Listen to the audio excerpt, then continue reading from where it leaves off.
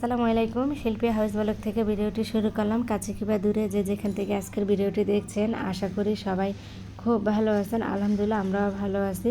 যদি আজকের ভিডিওটি দেখতে দেখতে কোনো অংশ ভালো লেগে যায় তাহলে প্লিজ মনে করে লাইকটি দিয়ে ভিডিওটি কন্টিনিউ করবেন, আর বেশি ভালো লাগলে সাবস্ক্রাইব করে ভিডিওর পাশে থাকবেন। তো সকালে উঠে সকালের কিছু কাজকর্ম শেষ করছে আমার আম্মা, আর এখন এই যে 2 বালতি কাপড় আর কি ধুইছে। আজকে অনেক কাপড় চোপড় জমে গেছিলো কয়েকদিন ধরে, আমি অসুস্থ দেখে না ধুইতে পারি না। তা আমার আম্মা এসে আবার এই যে কাপড়গুলো ধুয়ে দিল। তো 2টা বারান্দায় আর কি কাপড় মেলে দিতেছিল।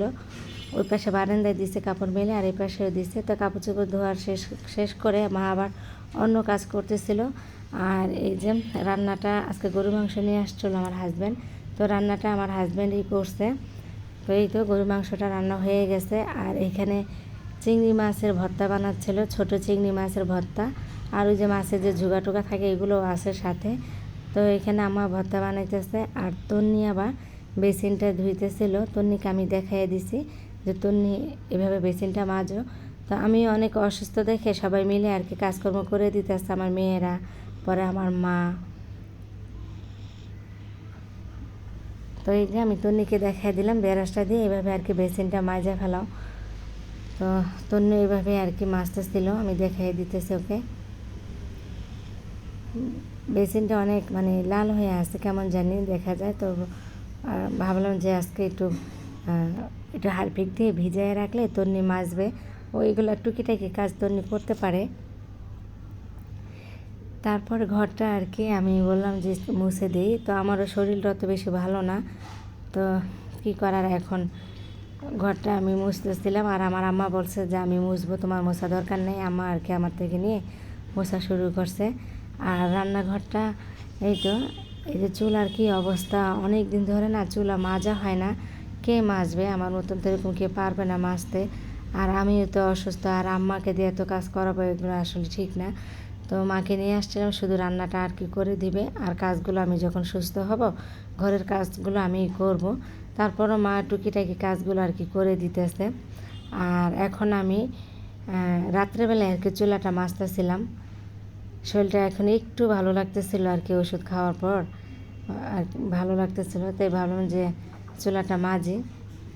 আর আমার তো প্রেশার অনেক বেশি, মানে মাথা ঘোরায় সব সময়। তো প্রেশারের ওষুধ কখনো খাইনি, তো এখন আবার শুরু করলাম খাওয়া। তো একটু ভালো লাগতেছে দেখে আমি চুলাটা মাজতেছিলাম। আর আমার আম্মা আবার খুব রাগারাগি করতেছে, বলতেছে শরীরটা একটু ভালো লাগতেছে আর কাজকর্ম করা কি শুরু হয়ে গেছে এরকম। তো আসলে রান্নাঘরে এসে দেখি রান্নাঘরের চুলাটা অনেক ময়লা হয়ে আছে।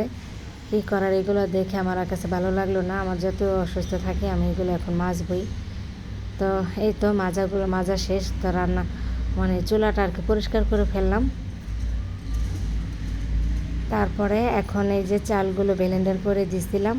আম্মা আর কি পিঠাগুলো বানাইতেছিল সন্ধ্যার দিকে আর কি, চুলাটা মাজার পর পিঠা বানানো শুরু করলাম।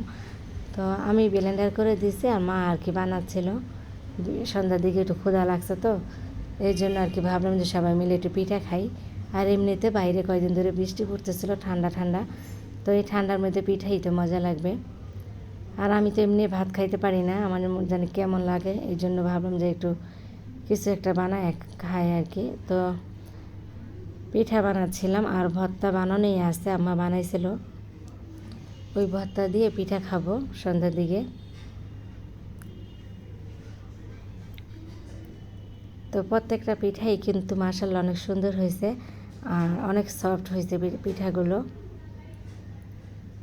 আর আতর চালগুলো না আনা হয়েছে অনেক দিন হয়ে যায়, তো ভাবলাম যে চালগুলো নষ্ট হয়ে যাবে, তো এরকম অল্প অল্প করে পিঠা বানিয়ে আর কি আমরা খেয়ে নিব, তাহলে চালগুলো আর নষ্ট করে ফেলে দেওয়া যাবে না। আবার তো শীত চলে আসতেছে, তখন আবার চাল আনা যাবে, আমাদের দেশে থেকে আর কি নিয়ে আসছিলাম আতর চাল। তাই যাই হোক, পিঠাগুলো বানানো শেষ। এই তো আমরা সবাই খাওয়া দাওয়া শুরু করে দিলাম, পিঠা খাওয়া। তো ভিডিওটি কিন্তু এখানে আর কি শেষ করতে চাইছিলাম। তারপর আবার দেখলাম কি এটা আবার ছিল তারপরের দিন সকালে, শুক্রবার দিন। তো এই তো আমার হাজব্যান্ড বিড়ালগুলো গোসল করাইয়া দিছে, আজকে 2টা বিড়ালকেই গোসল করাইয়া দিল। তো গোসলটা আমি দেখাইতে পারি নাই, আমার শরীরটা একটু খারাপ লাগাতে আমি শুয়ে আসছিলাম। তো এখন এই যে গোসল করে নিয়ে আসছে। তো আমার হাজব্যান্ড আবার বিড়ালগুলো তালা দিয়ে মুছে দিতেছে, আর এই যে ডায়েটটা দিয়ে আর কি একটু ভালো করে শুকাবে। 2টা বিড়াল কি গোসল করাই দিছে ওদের শ্যাম্পু দিয়ে। এখন একটু ওদেরকে ফ্রেশ লাগতেছিল। তো 2টা বিড়ালকে গোসল করাইয়া দিল, তারপরে এখন শুকাচ্ছিল, মোছাচ্ছে। তো ভিডিওটা এখানে রাখবো। সবাই ভালো থাকবেন। আসসালামু আলাইকুম।